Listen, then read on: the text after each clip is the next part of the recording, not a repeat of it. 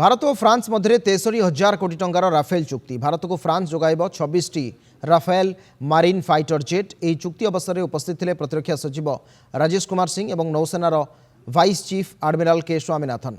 दिल्ली नौसेना भवन में होता चुक्ति। Rafale M jet INS Vikrant कार्य कर मिग 29 के फ्लीट्र परिपूरक हेब राफेल एम जेट। भारतीय वायुसेना 2016 में 36टी राफेल जेट विमान एक फ्लीट परिचालना करुछि। ए विमान गुड़िक अंबाला और हाशिमरा एयरबेस रे अछंती। एही नूतन चुक्ति द्वारा भारत में राफेल जेट्र मोट संख्या 62 को वृद्धि पाइब। एही चुक्ति भारतीय नौसेनार क्षमता को वृद्धि करिबारे मध्ये सहायक हेब। राफेल एम जेट गुड़िक फ्रांस डासल्ट एविएशन कंपनी द्वारा निर्मित होइछि। भारतीय वायुसेनार राफेल विमान भली अत्याधुनिक प्रजुक्ति विद्या एवं क्षमतार सज्जित सामुद्रिक अंचल में कार्य करिबार क्षमता मध्ये वृद्धि पाइब। पाकिस्तान भली शक्ति विरोध में भारत आहुरी शक्तिशाली हेब।